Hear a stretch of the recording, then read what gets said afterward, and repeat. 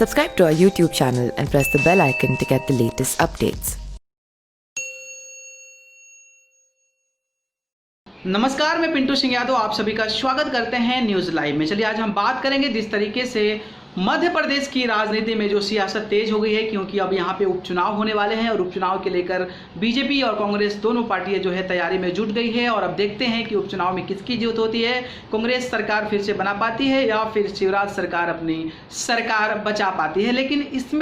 इस चुनाव में, इस मसले में और जिस तरीके से शिवराज सिंह चौहान ने सीएम की शपथ ली थी, उसके बाद से एक नाम सबसे ज़्यादा चर्चा में रहा और वो नाम था ज्योतिरादित्य सिंधिया। हाँ, ज्योतिरादित्य सिंधिया, क्योंकि वो अपने 22 गुटों यानी कांग्रेस विधायकों को लेकर कांग्रेस यहाँ पे बीजेपी में शामिल हो गए थे। उसके बाद से उनकी सरकार गिर गई थी कांग्रेस की और फिर बीजेपी की सरकार बन गई थी। और ऐसे कयास लगाए जा रहे थे कि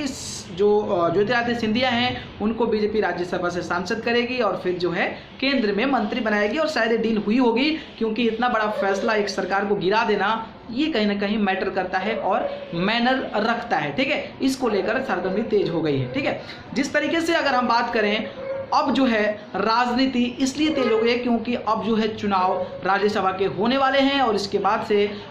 जो विधानसभा चुनाव है वो भी होने वाले हैं। लेकिन जिस तरीके से सिंधिया को लेकर मजाक उड़ाया गया और सिंधिया को लेकर कई सारे ऐसी बातें वहाँ से आई, मध्य प्रदेश से आई, जिसको कि सुनने के बाद, देखने के बाद और उस चीज़ को एनालाइज करने के बाद हैरानी महसूस होने लगी। जिस तरीके से राज्यसभा सांसद के लिए नॉमिनेट किया गया था, उसके बाद से लॉकडाउन हो गया और लॉकडाउन के बाद ये पता नहीं था कि कब खुलेगा कब नहीं खुलेगा, जिसको कि राज्यसभा का जो चुनाव है उसको लेकर भी सस्पेंस बरकरार रहा और आगे कितना एक्सटेंड होगा ये किसी को नहीं पता था। लेकिन इस दौरान बीजेपी के कद्दावर नेताओं द्वारा जिस तरीके से बयानबाजी हुई और जिस तरीके से बयान दिए गए, उस बयान को अगर हम कयासों में देखें, उस बयानों को सही तरीके से डीप में जाकर देखें, तो आपको लगेगा कि आप जो है कहीं ना कहीं नेताओं को खींचतान चल रही है। जिस तरीके से तोमर का बयान आया था, नरेंद्र सिंह तोमर जो कि एक बीजेपी के दिग्गज नेता हैं, मध्य प्रदेश के हैं और बीजेपी पार्टी के नेता हैं, उन्होंने जिस तरीके से कांग्रेस पोस्टर वार की थी, यानी कि पोस्टर में संबल जो क्षेत्र है उसमें पोस्टर लगाया गया था ज्योतिरादित्य सिंधिया के बारे में कि ज्योतिरादित्य सिंधिया आखिरकार लापता कहाँ है, जिसको लेकर पोस्टर के बाद जब उनसे सवाल पूछा गया तो सवाल में नरेंद्र सिंह तोमर ने बताया कि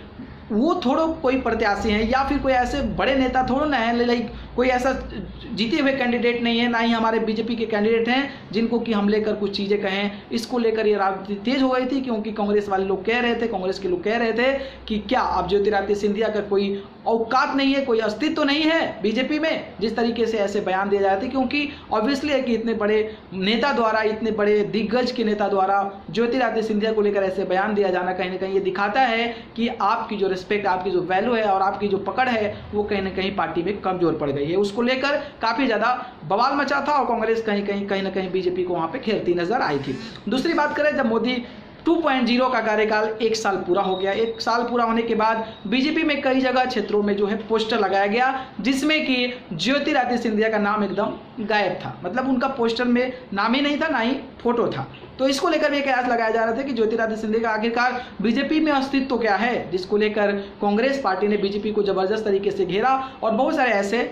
जो है मामला सामने आया जिसको लेकर ऐसा लगता था कि ज्योतिरादित्य सिंधिया का सही में बीजेपी में कद बड़ा नहीं है, जिसको लेकर ऐसे बयान और ऐसे पोस्टर पर उनका नाम ना आना ये रिप्रेजेंट करता है। लेकिन अब चुनाव होने वाले हैं, चुनाव में जो है बीजेपी को पूरी रिस्पॉन्सिबिलिटी के साथ चुनाव लड़ना पड़ेगा और खास करके ज्योतिरादित्य सिंधिया को लेकर आगे चुनाव लड़ना पड़ेगा, क्योंकि ज्योतिरादित्य सिंधिया भी को भी पता है कि अगर हम हार जाते हैं तो फिर सही में अस्तित्व हमारा बीजेपी से खत्म हो जाएगा, क्योंकि उन्हीं के 22 विधायक, जो उनके बागी विधायक जो कांग्रेस से हो गए थे, वो इन्हीं के गुट के हैं और इनकी रिस्पॉन्सिबिलिटी होगी, इनके कहने पे वो सारे विधायक इधर आए हैं और इनकी पूरी की पूरी रिस्पॉन्सिबिलिटी होगी कि हम सभी 22 सीटों पर चुनाव जीत जाएं। और जब चुनाव जीत जाएंगे तो इसके बाद से बीजेपी के जो बड़े दिग्गज है, बड़े नेता हैं, वो कहीं ना कहीं नाम मानकर भी ज्योतिरादित्य सिंधिया को एक दिग्गज और एक बड़े नेता मानने के रूप में तैयार होंगे। लेकिन अगर ऐसा नहीं होता है तो फिर ज्योतिरादित्य सिंधिया को, हमें लगता है कि बीजेपी में आना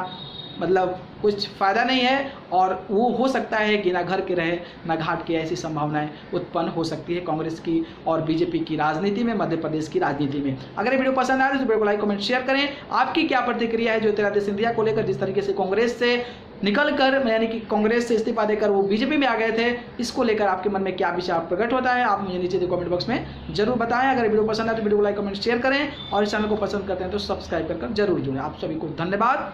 नमस्कार। Subscribe to our YouTube channel and press the bell icon to get the latest updates.